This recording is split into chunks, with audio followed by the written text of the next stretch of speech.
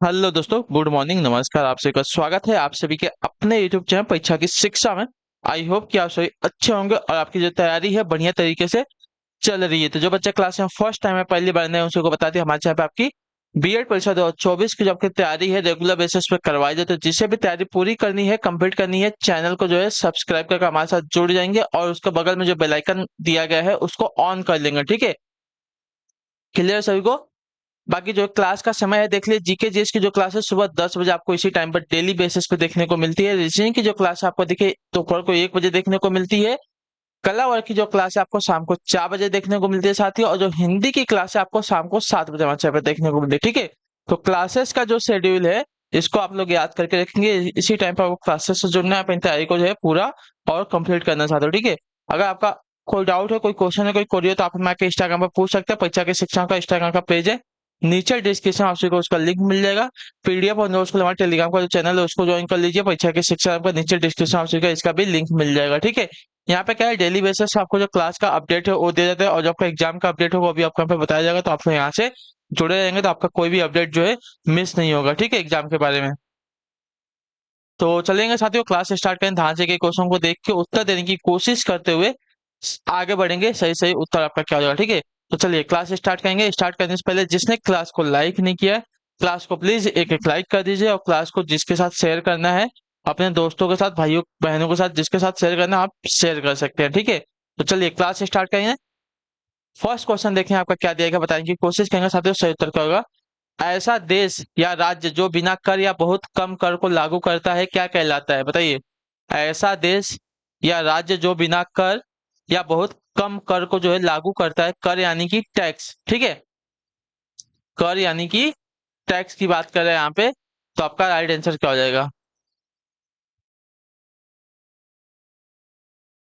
तो आपका right answer हो जाएगा option number C, tax haven कहा जाता है। जो आपका सी वाला ऑप्शन देगा आपका यहाँ पे राइट आंसर हो जाएगा। ठीक है, टैक्स हेवन एक ऐसा देश है जो विदेशी व्यक्तियों और व्यवसायियों को राजनीतिक और आर्थिक रूप से स्थिर वातावरण में कम या कोई कर आरोपित नहीं करते हैं। ठीक है, टैक्स हेवन जो है विदेशी कर अधिकारियों के साथ सीमित या कोई वित्तीय जानकारी भी साझा नहीं करते हैं। ठीक है, क्लियर से होगा इसके बारे में। चलिए अगला क्वेश्चन देखते हैं। आपका दूसरा नंबर बताइएगा राइट आंसर क्या हो जाएगा। हृदय योजना के तहत निम्नलिखित में से कौन सा शहर शामिल नहीं है? बताइए। हृदय योजना के तहत निम्नलिखित में से कौन सा शहर जो है आपका शामिल नहीं है? तो आपका यहाँ पे राइट आंसर हो जाएगा मदुरै। मदुरै जो आपका दिया गया यहाँ पे बी वाला विकल्प आपका राइट आंसर हो जाएगा। ठीक है, क्लियर होगा इसके बारे में। सरकार ने देश की समृद्ध सांस्कृतिक विरासम मतलब विरासत को संरक्षित और पुनर्जीवित करने के लिए विकसित शहर विकास और उन्नति योजना शुरू की है। ठीक है, शुरुआती चरण में 12 विरासत शहरों की पहचान की गई जिन्हें HRIDAY के तहत फिर से जीवंत और विकसित किया जाएगा। ठीक है, 12 शहर कौन से? अमृतसर है, वाराणसी है, गया है, पुरी है, अजमेर है, मथुरा है, द्वारका है, बदामी है, वेलकन्नी है, कांचीपुरम है, वारंगल है और अमरावती है। ठीक है, इसमें आपका मदुरै शामिल नहीं है। ठीक, अगले क्वेश्चन बढ़े आपका देखेंगे। मूल रूप से भारत के संविधान में कितने अनुच्छेद थे? ठीक है, मूल रूप से यानी कि जब स्टार्टिंग में आपका भारत का संविधान बना था, शुरू शुरू में, उस समय जो है भारत के संविधान में कुल कितने संविधान थे साथियों? हमसे ये पूछा है, अनुच्छेद कितने थे हमसे पूछा है। ठीक है, तो मूल रूप से भारत के संविधान में कुल आपके 395 अनुच्छेद थे जो आपका दिया गया यहाँ पे बी वाला विकल्प आपका यहाँ पे राइट आंसर हो जाएगा। ठीक है, और तो देखिए, वो आरंभ में भारतीय संविधान में आपके 22 भाग थे और 395 अनुच्छेद और आपकी 8 अनुसूचियां थी। वर्तमान में आपके देखिए संविधान में आपके 25 भाग हैं, 12 अनुसूचियां, आपके 448 अनुच्छेद हैं। ठीक है, अगले क्वेश्चन बढ़े आपका देखिए, चौथा नंबर है, बताइएगा राइट आंसर क्या हो जाएगा। भारतीय संविधान की मसौदा समिति के अध्यक्ष कौन थे? बताइए, भारतीय संविधान की मसौदा समिति के अध्यक्ष कौन थे? तो आपका राइट आंसर यहाँ पे हो जाएगा साथियों डॉक्टर भीमराव अंबेडकर। जो आपका दिया गया बी वाला विकल्प आपका सही उत्तर हो जाएगा। ठीक है, क्लियर हो गया इसके बारे में। भारतीय संविधान की मसौदा समिति के अध्यक्ष आपके डॉक्टर भीमराव अंबेडकर थे और कल जो है भीमराव अंबेडकर का क्या था? जन्मदिन था, यानी कि 14 अप्रैल था। ठीक है, अगले क्वेश्चन में आपका देखेंगे। पांचवा नंबर बताने की कोशिश करेंगे साथियों। चलते ताजमहल का मुख्य वास्तुकार किसे माना जाता है? बताइए, ताजमहल महल का मुख्य वास्तुकार जो है किसे माना जाता है? इसका सही उत्तर क्या हो जाएगा? देखिए, आपका राइट आंसर हो जाएगा साथियों अहमद लाहौरी को, जो आपका दिया गया सी वाला विकल्प आपका सही उत्तर होगा। ठीक है, क्लियर हो गया इसके बारे में। ताजमहल का मुख्य वास्तुकार जो है आपका अहमद लाहौरी को माना जाता है। ठीक है, क्लियर हो गया इसके बारे में। वह जो है लाहौर का रहने वाला था। ठीक है, और इसे जो है आपका देखिए दिल्ली के लाल किले का भी वास्तुकार माना जाता है। ठीक है, अहमद लाहौरी को। सभी को इसके बारे में क्लियर है। चलिए फिर अगले क्वेश्चन बढ़ेंगे, उत्तर देंगे की कोशिश करें। आपका छठा नंबर प्रश्न, ठीक है, बताने की कोशिश करेंगे। सही होगा संगम साहित्य में निम्नलिखित में से किस राजवंश का उल्लेख नहीं किया गया है, बताइए। संगम साहित्य में निम्नलिखित में से किस राजवंश का उल्लेख नहीं किया गया है, तो आपका राइट आंसर हो जाती हो कंदम्ब का। कंदम्ब का जो है इसमें संगम साहित्य में उल्लेख नहीं किया गया, तो जो आपका दिया गया टी विकल्प आपका यहाँ पर राइट आंसर हो जाएगा। ठीक है, क्लियर हो गया इसके बारे में। क्लियर है या नहीं?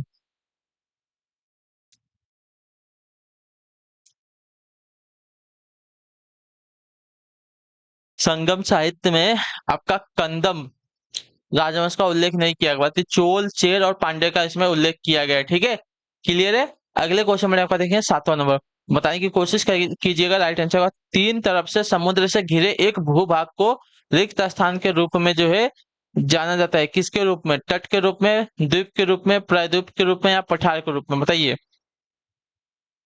तो तीन तरफ से समुद्र के घिरे एक भूभाग को जो है प्रायद्वीपीय के रूप में जाना जाता है, जो आपका दिया गया सी वाला ऑप्शन आपका पे राइट आंसर हो जाएगा। ठीक है, क्लियर हो गया इसके बारे में।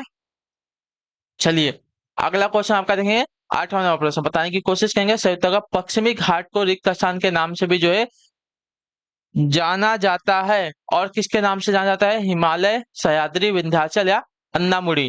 तो आपका देखिए आपका राइट आंसर यहाँ पे हो जाएगा साथियों पश्चिमी घाट को और भी जो है सह्याद्री के नाम से जाना जाता है। ठीक है, जो आपका बेल अभी कब देगा आपका पे सही उत्तर हो जाएगा। ठीक है, क्लियर हो गया इसके बारे में।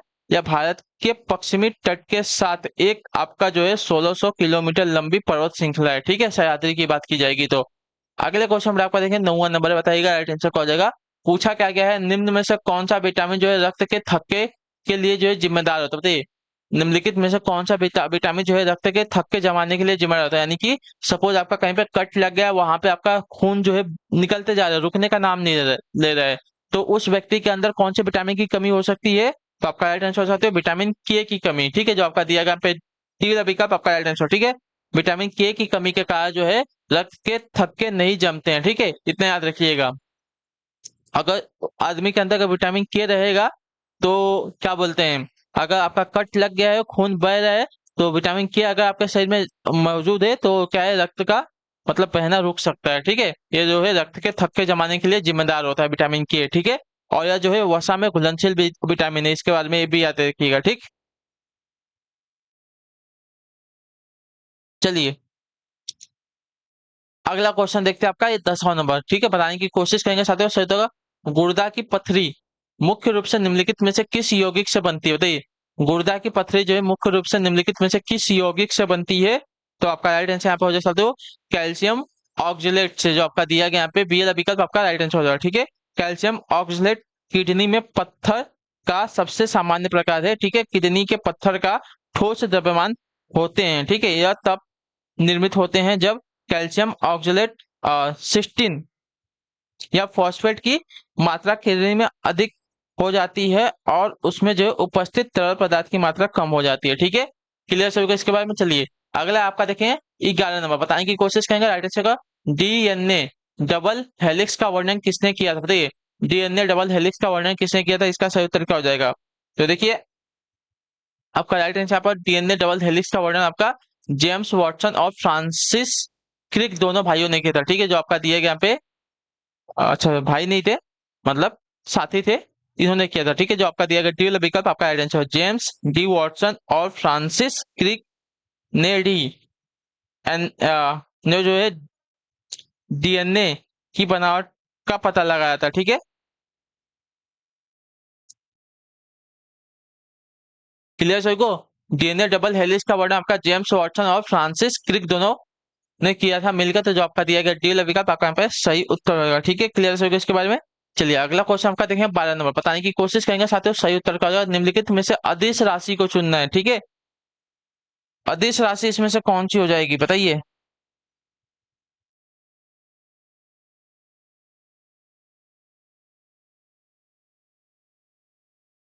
तो काम, काम आपकी एक अदिश राशि होती है जो आपका सीएल ऑप्शन देगा आपका राइट आंसर। बल, त्वरण, वेग ये आप सबकी सदिश राशि हो जाएंगी। ठीक है, चलिए अगले क्वेश्चन में आपका 13 नंबर बताने की कोशिश करेंगे साथियों। सही उत्तर का निम्नलिखित में से कौन जो है सबसे कठोर धातु है। ठीक है, सोना है, लोहा है, प्लेटिनियम है और टंगस्टन है। निम्नलिखित में से कौन जो है सबसे कठोर धातु है? तो सबसे कठोर धातु जो दी गई है यहाँ पे टंगस्टन हो जाएगी, जो आपका डेल विकल्प देगा आपका यहाँ पे सही उत्तर होगा। ठीक है, क्लियर हो गया इसके बारे में।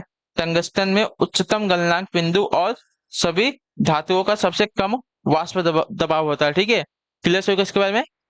तो सबसे कठोर धातु यहाँ पे आपके टंगस्टन हो जाएगी। ठीक है, 1650 डिग्री सेल्सियस से अधिक तापमान पर उच्चतम तन्य शक्ति होती है इसकी। ठीक है, टंगस्टन जो है मुख्य रूप से दो प्रकार के खनिज वोल्फ्रामेट और स्कीलाइट से जो है निकाला जाता है। ठीक है, अगला आपका देखेंगे 14 नंबर बताइएगा राइट आंसर क्या हो जाएगा। स्विचिंग डिवाइस के रूप में माइक्रो प्रोसेसर किस पीढ़ी के कंप्यूटर के लिए बताइए। स्विचिंग डिवाइस के रूप में माइक्रो प्रोसेसर जो है किस पीढ़ी के कंप्यूटर के लिए है? तो आपका राइट आंसर हो जाता है चौथी पीढ़ी के लिए, जो आपका डी ऑप्शन देगा आपका पे सही तो हो जाएगा। माइक्रो प्रोसेसर द्वारा चौथी पीढ़ी का कंप्यूटर लाया गया है क्योंकि हजारों एकीकृत सर्किट एक सिलिकॉन चिप पर बनाए गए थे। ठीक है, क्लियर हो गया इसके बारे में।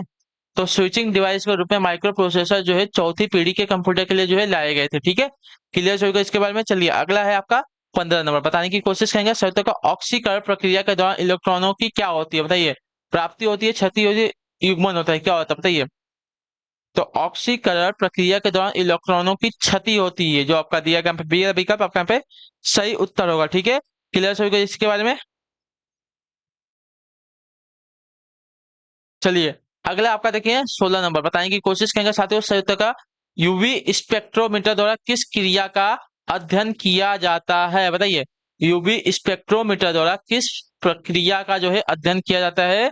तो आपका यहाँ पर राइट आंसर हो जाएगा साथियों इलेक्ट्रॉनिक का, जो आपका दिया गया बी विकल्प आपका राइट आंसर। ठीक है, अल्ट्रा वायलेट दृश्य स्पेक्ट्रोस्कोपी पराबैंगनी दृश्य स्पेक्ट्रल क्षेत्र में अवशोषण स्पेक्ट्रोस्कोपी या प्रतिबिंब स्पेक्ट्रोस्कोपी को संदर्भित करता है। ठीक है, इसका मतलब यह है दृश्यमान और आसन्न श्रेणियों में प्रकाश का उपयोग करता है। ठीक है, क्लियर हो गया इसके बारे में।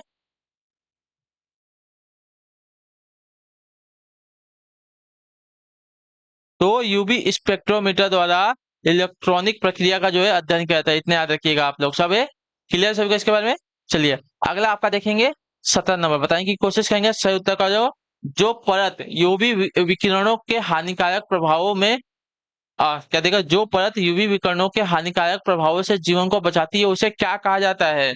तो देखिए जो परत यूवी विकिरणों के हानिकारक प्रभावों से जीवन को बचाती है उसे आपका कहा जाता है साथियों यहाँ पे ओजोन परत, जो आपका ए विकल्प देगा आपका यहाँ पे सही उत्तर हो जाएगा। ठीक है, क्लियर हो गया इसके बारे में। चलिए अगले क्वेश्चन बढ़ेंगे, उत्तर देने की कोशिश करेंगे आपका 18 नंबर बताने की कोशिश करेगा राइट आंसर का। निम्नलिखित में से किस राज्य सरकार ने जो है स्वतंत्रता सेनानियों के गांवों में विकास के उद्देश्य से शहीद ग्राम विकास योजना की जो है स्थापना की है बताइए।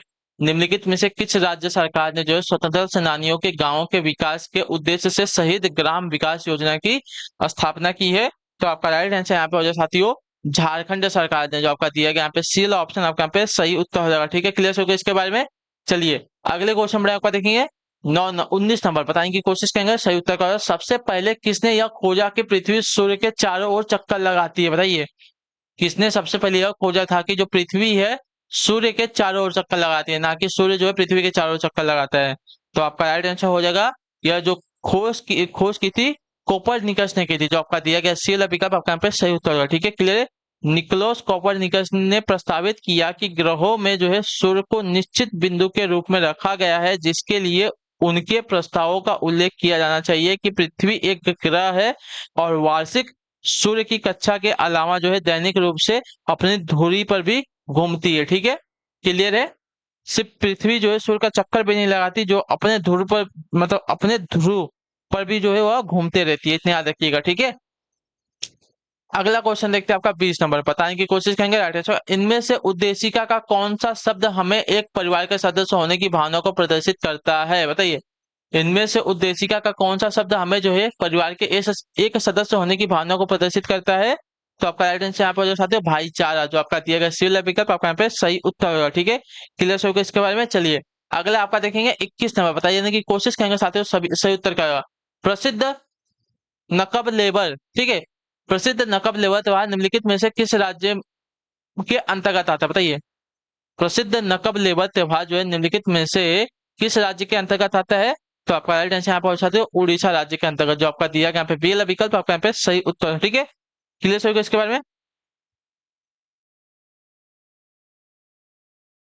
नकब लेबर त्योहार एक प्राचीन अनुष्ठान है जिसे उड़ीसा के अधिकांश जगन्नाथ मंदिरों में जो है आयोजित किया जाता है। ठीक है, इस उत्सव में भगवान जगन्नाथ, बलभद्र और सुभद्रा और सुदर्शन की मूर्तियों को जो है नई मूर्तियों द्वारा प्रतिस्थापित किया जाता है। यह अवसर जो है पिछले नका लेवल के हर 8वें 12वें और 19वें वर्ष पर होता है। ठीक है, याद रखिएगा।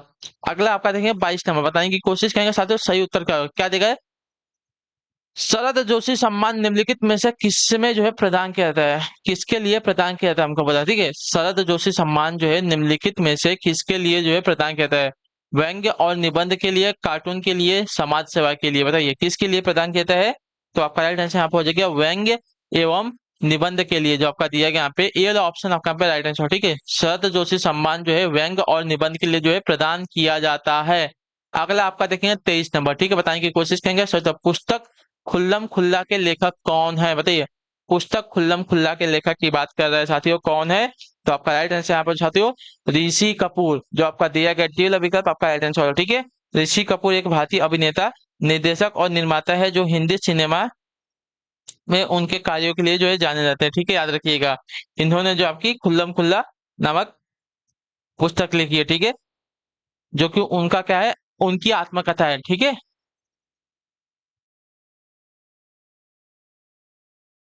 और यह जो है मीना अय्यर द्वारा लिखी गई है। ठीक है,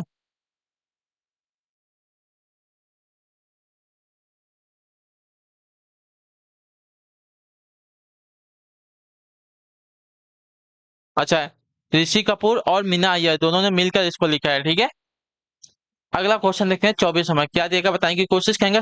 का गेला छठ के खेल जो है किस राज्य से संबंधित, बताइए। गेला छठ जो खेल है निम्नलिखित में से किस राज्य से संबंधित है? इसका राइट आंसर क्या हो जाएगा? तो आपका राइट आंसर यहाँ पे हो सकते हैं मिजोरम देश के साथ, मिजोरम प्रदेश के साथ। ठीक है, जो आपका दिया गया है ये वाला ऑप्शन आपका यहाँ पे राइट आंसर हो जाएगा। ठीक है,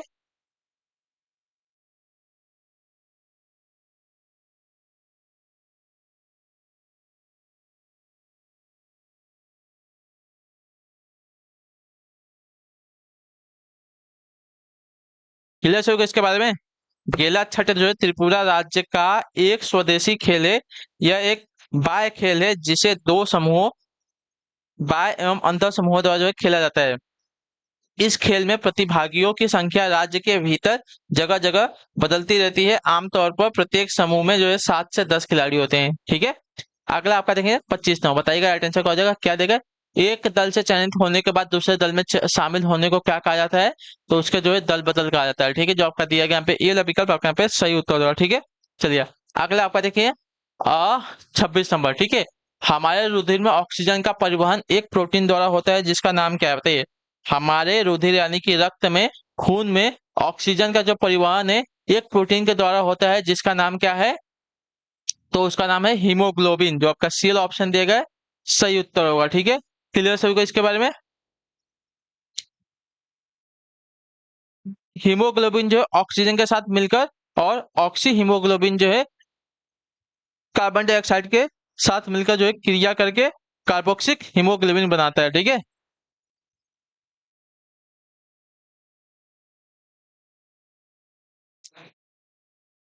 अगला आपका देखें 27 नंबर, क्या देगा बताने की कोशिश करेंगे, स्वतः का हो जाएगा। ठीक है,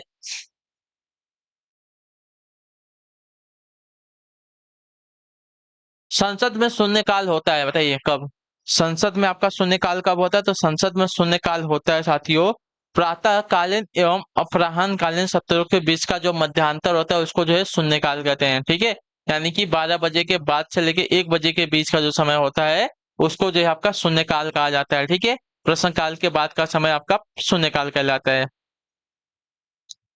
क्लियर हो गया इसके बारे में। चलिए अगले क्वेश्चन में आपका देखेंगे 28 नंबर, बताएंगे कोशिश करेंगे साथियों सही उत्तर का हो जाएगा। टेट्रा इथाइल लेड है क्या, बताइए। टे, टेट्रा इथाइल लेड आपका क्या है, तो देखिए टेट्रा इथाइल लेड की अगर बात की जाएगी साथियों, तो टेट्रा इथाइल लेड जो है आपका यहाँ पे होता है एक रेडी रिडक्टेंट, ठीक है, जो आपका दिया गया यहाँ पे सी वाला विकल्प आपका right answer. Tetra ethyl lead जो आपका होता है एक रिडक्टेंट, ठीक है, जो आपका दिया गया सी वाला विकल्प आपका यहाँ पे सही उत्तर होगा। ठीक, अगला आपका देखेंगे 29 नंबर, बताइएगा राइट आंसर। चीनी लेखक भारत का उल्लेख किस नाम से करते हैं, बताइए। चीनी के जो लेखक है भारत का उल्लेख जो है किसके नाम से करते हैं, तो आपका राइट आंसर हो जाएगा साथियों यहाँ पे सी सुकी के नाम से, जो आपका दिया गया सी वाला विकल्प आपका राइट आंसर। चीनी लेखक भारत का जो उल्लेख है सी सुकी के नाम से करते हैं, ठीक है। अगला आपका देखेंगे 30 नंबर, ठीक है, बताएं कि कोशिश करेंगे साथियों सही उत्तर का। किस गवर्नर जनरल के शासन के दौरान जो है भारत को ईस्ट इंडिया कंपनी के हाथों से स्थानांतरित करके जो है ब्रिटिश क्राउन को सौंप दिया गया था, इसका सही उत्तर क्या हो जाएगा, तो आपका राइट आंसर यहाँ पे हो जाएगा साथियों लॉर्ड मेयो के शासनकाल में, जो आपका दिया गया यहाँ पे डी वाला विकल्प आपका राइट आंसर हो जाएगा। ठीक है, लॉर्ड मेयो के शासनकाल के दौरान जो है भारत को ईस्ट इंडिया कंपनी के हाथों से स्थानांतरित करके जो है ब्रिटिश क्राउन के हाथों में सौंप दिया गया था। ठीक है, क्लियर है। बहुत इंपॉर्टेंट क्वेश्चन है, याद रख के क्वेश्चन मार्क करके रखिएगा, इसको पूछेगा आपसे। ठीक है, पहली बुलेट ट्रेन निम्न में से किन दो स्टेशनों के बीच चलेगी, ठीक है, जो भारत में बुलेट ट्रेन बनने वाली है वो जो है पहली बार किन दो स्टेशनों के मध्य में चलने वाली है, इसका राइट आंसर क्या हो जाएगा बताइए। तो इसका राइट आंसर आपका हो जाएगा साथियों, ये आपका चलेगा मुंबई से अहमदाबाद के बीच में, जो आपका दिया गया यहाँ पे ए वाला विकल्प आपका यहाँ पे सही उत्तर होगा। ठीक है, क्लियर हो गया इसके बारे में। भारत की पहली बुलेट ट्रेन जो है मुंबई और अहमदाबाद के बीच में चलेगी। ठीक है, अगले क्वेश्चन बढ़िया आपका देखेंगे 32 नंबर, क्या देगा सिफोलॉजी क्या है बताइए। सिफोलॉजी आपका एक क्या है, तो सिफोलॉजी जो दिया गया है आपका एक क्या हो सकता है साथियों। तो सिफोलॉजी की अगर बात की जाएगी तो सिफोलॉजी जो दिया गया है आपका यहाँ पे चुनाव मतदान आदि का सांख्यिकीय अध्ययन होता है, जो आपका दिया गया ये वाला विकल्प आपका सही उत्तर होगा। ठीक है, क्लियर हो गया। सिफोलॉजी जो आपका देखिए चुनाव मतदान आदि का सांख्यिकीय अध्ययन होता है। ठीक है, क्लियर है इसके बारे में। चलिए अगले क्वेश्चन पर आपको देखें 33 नंबर, बताएंगे कोशिश करेंगे राइट आंसर क्या हो जाएगा। बाह्य पिंड किसमें पाया जाता है बताइए। बाह्य पिंड किसमें पाया जाता है, इसका राइट आंसर क्या हो जाएगा। तो बाह्य पिंड की अगर बात की जाएगी तो बाह्य पिंड जो आपका पाया जाता है मादा कायिक कोशिका में, जो आपका सी वाला विकल्प देगा आपका सही उत्तर हो जाएगा। ठीक है, बाह्य पिंड जो है आपका मादा कायिक कोशिका में पाया जाता है। ठीक, क्लियर से होगा इसके बारे में। चलिए अगला आपका देखें 34वां, बताएंगे कोशिश करेंगे साथियों सही उत्तर का। अमेरिका में प्रतिवर्ष जनवरी का तीसरा सोमवार अमेरिकी फेडरल अवकाश के रूप में जो है मनाया जाता है, यह जो है दिवस किसकी याद में जो है मनाया जाता है, इसका सही उत्तर क्या हो जाएगा बताइए। अमेरिका में प्रतिवर्ष जो है जनवरी का तीसरा सोमवार जो है आपका अमेरिकी फेडरल अवकाश के रूप में मनाया जाता है, यह जो दिवस है किसकी याद में मनाया जाता है, तो आपका राइट आंसर यहाँ पे हो जाए साथियों मार्टिन लूथर किंग की याद में, जो आपका दिया गया यहाँ पे डी वाला विकल्प आपका यहाँ पे सही उत्तर होगा। ठीक है, क्लियर होगा इसके बारे में। अमेरिका में जनवरी महीने का जो तीसरा सोमवार होता है, ठीक है, अमेरिका में प्रतिवर्ष जो है जनवरी का तीसरा सोमवार जो है अमेरिकी फेडरल अवकाश के रूप में जो मनाया जाता है, जो कि किसकी याद में होता है, तो मार्टिन लूथर किंग की याद में होता है। ठीक है, अगला आपका देखेंगे 35 नंबर, आखिरी क्वेश्चन ध्यान से देख के बताएं की कोशिश कीजिएगा राइट आंसर होगा। सूर्य का प्रकाश हमारे पास जो है कितने समय में पहुंचता है, ठीक है, सूर्य का जो प्रकाश है हमारे शरीर के पास कितने टाइम में पहुंचता है, तो आपका राइट आंसर यहाँ पे हो जाएगा साथियों लगभग 8 मिनट में, जो आपका दिया गया यहाँ पे ए वाला विकल्प आपका यहाँ पे सही उत्तर होगा। ठीक है, क्लियर होगा इसके बारे में। 8 मिनट 18 सेकंड में पहुंचता है। ठीक है, क्लियर है। ठीक, तो इसी के साथ जो आपकी क्लास है आज की यहीं पे कंप्लीट होती है। आई होप कि आपको जो क्लास है साथियों अच्छी लगी होगी। अच्छी लगी क्लास को लाइक कर दिएगा, जिस चैनल पर चैनल को सब्सक्राइब, और हमें जो है कमेंट में अपनी राय क्लास के बारे में जरूर दे, आपको जो क्लास है साथियों कैसी लगी है। ठीक है, अपनी राय जो है हमें जरूर दे के जाइएगा, उससे क्या है कि हमारा जो मोटिवेशन है वो बढ़ता है आपके पढ़ाने के लिए। और क्लास में जो है प्लीज थोड़ा व्यू लेके आइए आप, ठीक है। और क्लासेस अच्छी नहीं लगी वो भी आप हमें बता सकते हैं, उसमें भी हमको कोई दिक्कत नहीं है कि हाँ हमको ये बात अच्छी नहीं लग रही है क्लास की, तो हम क्या करेंगे, उसको सुधारने की बात करेंगे, ठीक है। सुधारने का प्रयास करेंगे। तो कोशिश कीजिए कि जो क्लासेस का व्यू है थोड़ा बढ़े, ठीक है। क्लास में और बच्चे आए, आपकी जिम्मेदारी है क्लास में और बच्चे लाने का, ठीक है। तो चलिए, हम आपसे मिलते हैं आपकी अगली क्लास में। तब तक के लिए टाटा बाय बाय, जय हिंद जय भारत। आपसे का जो क्लास से जुड़ने के लिए बहुत बहुत ही धन्यवाद साथियों, ठीक है।